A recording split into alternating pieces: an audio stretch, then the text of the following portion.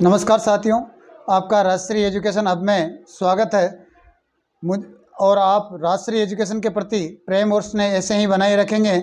साथियों, अगर मेरी क्लास आपको अच्छी लगे तो ज़्यादा से ज़्यादा शेयर करें, लाइक करें और मेरे चैनल को सब्सक्राइब करें। साथियों, आज अपन इन सभ्यताओं के क्रम में आज आगे बढ़ते हैं।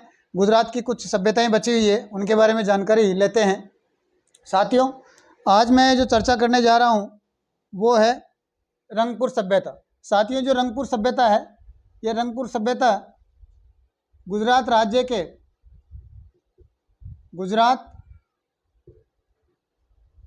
के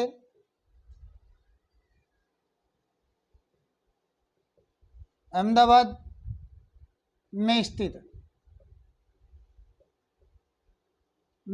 है। साथियों, रंगपुर जो स्थल है, हड़प्पा सभ्यता का जो रंगपुर स्थल है, वह गुजरात राज्य के अहमदाबाद जिले में स्थित है एवं 1931 में एमएस वत्स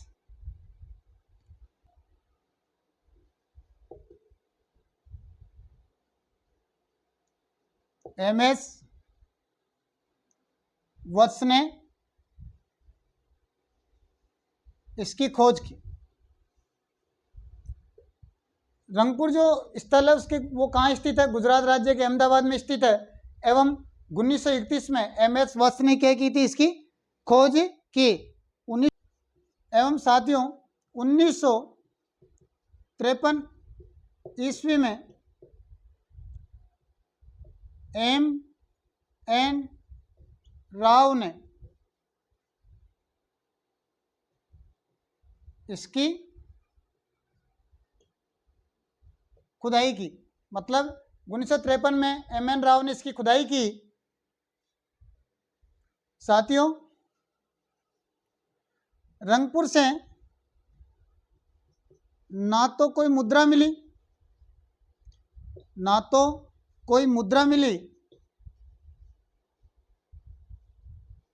और ना ही कोई मातृ देवी की मूर्ति मिली, और ना ही कोई मातृ देवी की मूर्ति मिली।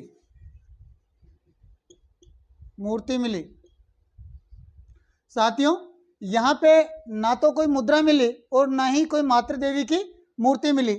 इसी क्रम में साथियों आगे बढ़ते हैं। साथियों, रंगपुर एवं प्रभास पाटन, इसे मतलब सोमनाथ भी कहते हैं अपन इसको। मतलब रंगपुर एवं प्रभास पाटन हड़प्पा सभ्यता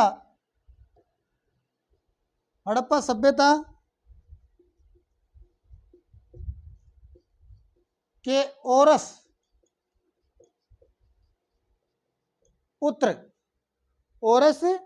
पुत्र है।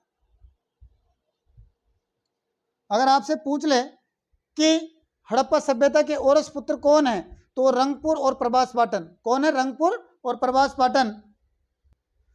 साथियों, रंगपुर से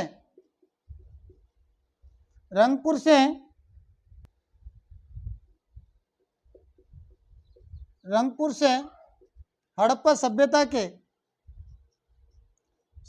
के उत्तरकालीन अवशेष मिले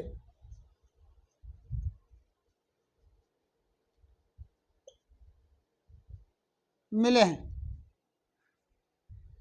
साथियों, जो रंगपुर है ना, यहां से कच्ची ईंटों के दुर्ग मिले। कच्ची ईंटों के क्या मिले थे? दुर्ग। साथियों, जो रंगपुर सभ्यता है, रंगपुर सभ्यता ये गुजरात राज्य के अहमदाबाद जिले में स्थित है। रंगपुर सभ्यता कहाँ स्थित है? गुजरात राज्य के अहमदाबाद जिले में स्थित है। 1931 में एम.एस. वत्स ने इसकी क्या की? खोज की। मतलब अगर जो रंगपुर अगर सभ्यता है या स्थल है, हड़प्पा सभ्यता का एक स्थल है, तो उसके खोज किसने की थी? एमएस वत्स ने। कब की? 1931 में। और कहाँ स्थित है? अहमदाबाद के, मतलब गुजरात राज्य के अहमदाबाद जिले में स्थित है। साथ ही 1953 ईस्वी में, कब? 1953 ईस्वी में कौन? एम आर राव ने इसकी क्या की थी? खुदाई या उत्खनन की। यहाँ पे ना तो कोई मुद्रा मिली, यहाँ पे ना तो कोई मुद्रा मिली और ना ही कोई मातृ देवी की मूर्ति मिली। रंगपुर एवं प्रभास पाटन, रंगपुर एवं प्रभास पाटन यानी कि सोमनाथ हड़प्पा सभ्यता के औरस पुत्र हैं। ध्यान देना, हड़प्पा सभ्यता के औरस पुत्र कौन है? रंगपुर और प्रभास पाटन। साथियों, रंगपुर से हड़प्पा सभ्यता के उत्तरकालीन अवशेष मिले। मतलब हड़प्पा सभ्यता के उत्तरकालीन अवशेष कहाँ से मिले? रंगपुर से मिले। और रंगपुर से ही यहाँ कच्ची ईंटों का दुर्ग मिला है। क्या मिला है? कच्ची ईंटों का दुर्ग मिला है। तो कच्ची ईंटों का दुर्ग कहाँ मिला है? रंगपुर से मिला है। तो साथियों, मैं अब आगे बढ़ता हूँ अगली सभ्यता की ओर। साथियों, अब अपन बात कर रहे हैं मालवान स्थल के बारे में। किसके बारे में? मालवान स्थल के बारे में। ये जो मालवान स्थल है, ये काठियावाड़, काठियावाड़ गुजरात के सूरत जिले में, सूरत जिले में ताप्ती नदी, सूरत जिले में ताप्ती नदी, ताप्ती नदी के निचले मुहाने पर, निचले मुहाने पर स्थित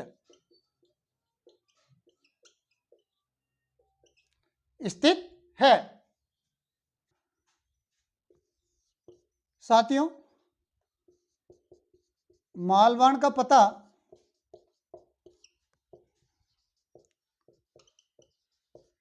आलचिन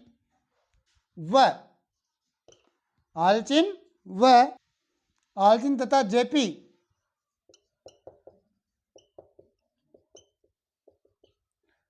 जोशी ने 1967 में लगाया। कब लगाया? मालवान का पता आलचिन व जेपी जोशी ने 1967 में लगाया। साथियों, मालवान से लाल व चमकीले काले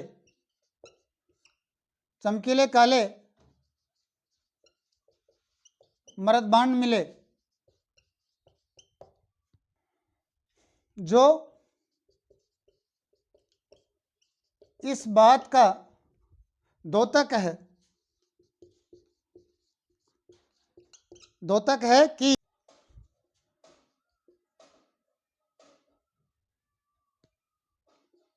कि मालवान मध्य भारतीय दक्कनी तथा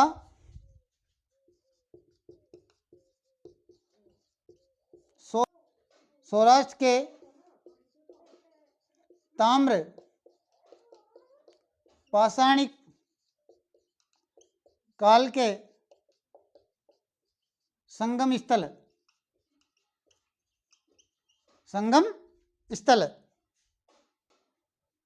साथियों, यहां से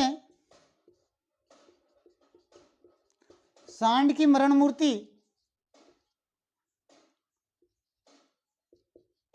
मूर्तियां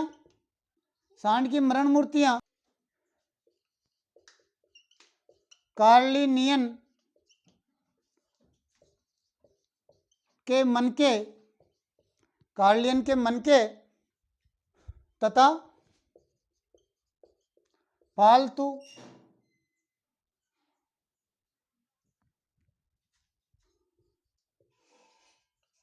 जानवरों की हड्डियां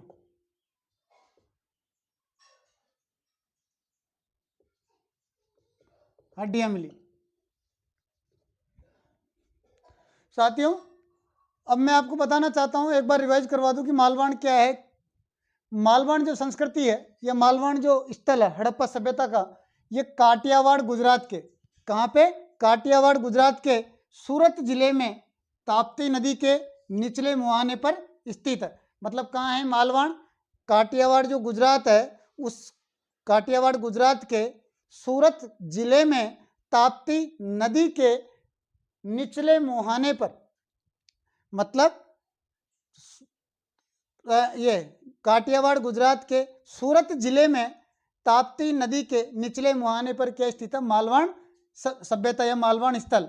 मालवाण का पता अगर बात करें कि मालवाण का पता किसने लगाया, तो वो लगाया था आलचीन व जेपी जोशी ने। किसने? आलचीन व जेपी जोशी ने 1967 में इसका पता लगाया।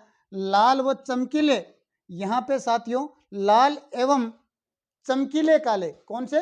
लाल एवं चमकीले काले मृद भांड मिले, जो इस बात का द्योतक है कि मालवाण मध्य भारतीय दक्कनी, मालवाण मध्य भारतीय दक्कनी तथा सौराष्ट्र के ताम्रपाषाणिक काल, सौराष्ट्र के ताम्रपाषाणिक काल संस्कृति के संगम स्थल हैं।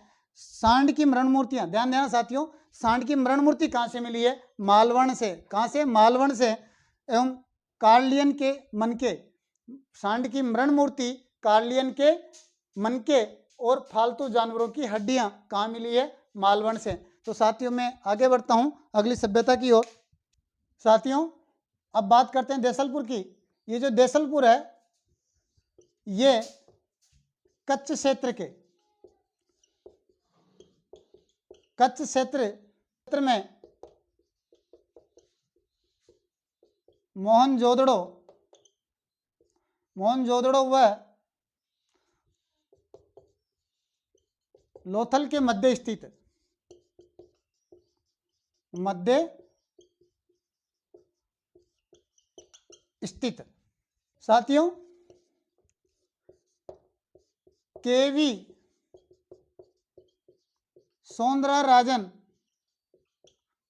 राजन ने 1964 में इसका उत्खनन करवाया। उत्खनन कराया। सुरक्षा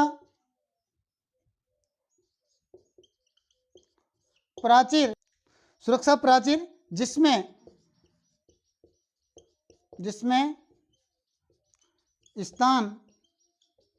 स्थान पर बुर्ज बने हैं, बुर्ज बने हैं। साथियों मिट्टी तथा जेस्पर के बाट, यहाँ पे मिट्टी तथा जेस्पर के बाट भी मिले हैं। गाड़ियों के पहिए यहाँ मिले हैं। इसके अलावा तांबे की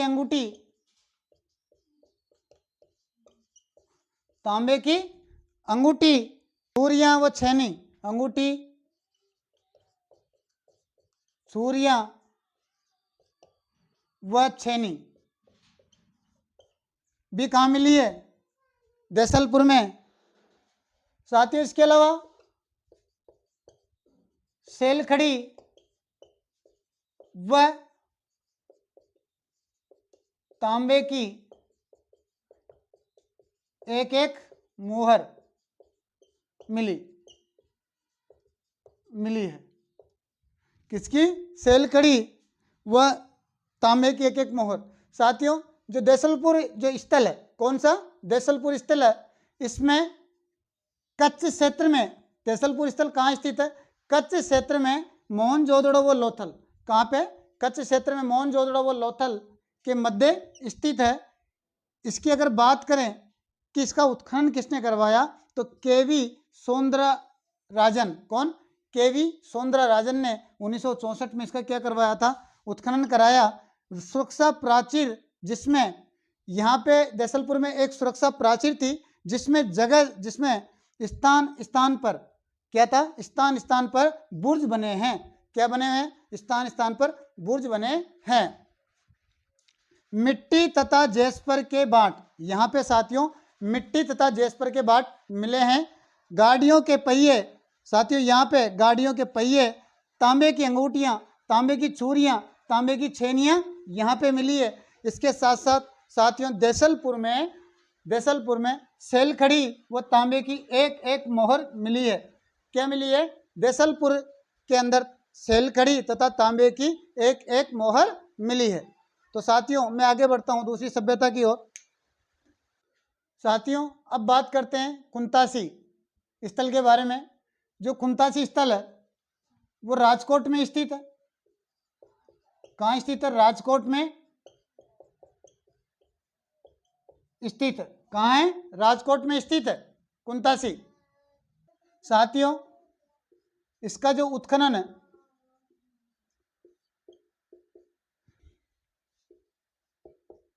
एम के धवलीकर व चीतलवाल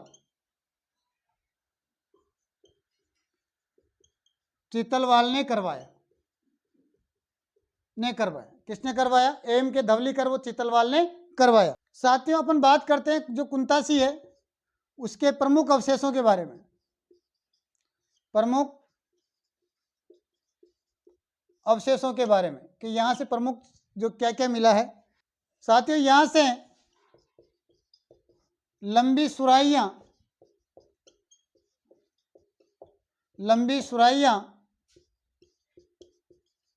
2 हत्थे कटोरे, मिट्टी की खिलौना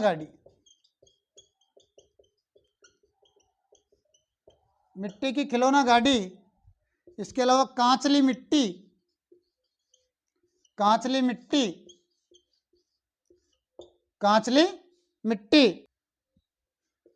सेल खड़ी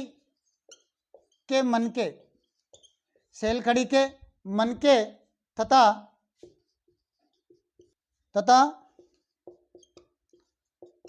तांबे की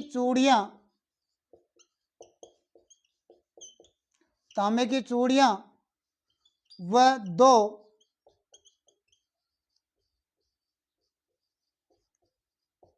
अंगूठियां।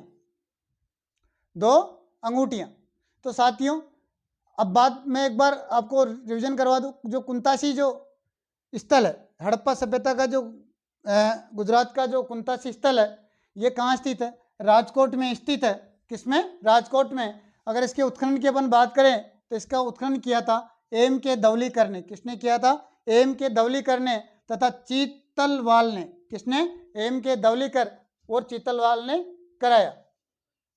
इसके प्रमुख अवशेषों की अगर अपन बात करें कि यहाँ पे जो प्रमुख अवशेष मिले हैं तो यहाँ मिली है एक तो लंबी सुराहियां। तो लंबी सुराहियां कहाँ मिली है, कुंतासी से। 2 हत्थे कटोरे, कितने, 2 हत्थे कटोरे कहाँ से मिले, कुंतासी से। और मिट्टी की खिलौना गाड़ी, ध्यान देना, मिट्टी की खिलौना गाड़ी कहाँ से मिली है, कुंतासी से। कांचली मिट्टी कहाँ मिली है, कुंतासी से। सेल खड़ी के मनके कुंतासी से मिले हैं तथा तांबे की चूड़ियां व 2 अंगूठियां कहाँ से मिली है, कुंतासी से। तो साथियों मैं आगे अगली सभ्यता की ओर आगे बढ़ता हूं। साथियों मैं बात करता हूं अगले स्थल के बारे में, भगत राव के बारे में। ये जो भगत राव है ये नर्मदा नदी पर स्थित है। किस पर, नर्मदा नदी पर स्थित है। साथियों अगर मैं बात करूं कि जो भगत राव जो है ये गुजरात की मुख्य भूमि पर, भगत राव गुजरात की मुख्य भूमि पर हड़प्पा स्थल है। तो साथियों इसके बारे में ज़्यादा कोई जानकारी देने की जरूरत नहीं है। एग्जामिनर पूछेगा सीधा नदी पूछेगा, भगत राव कौन सी नदी पर स्थित है, तो नर्मदा नदी पर, ध्यान देना। या फिर पूछ लेगा किम सागर के संगम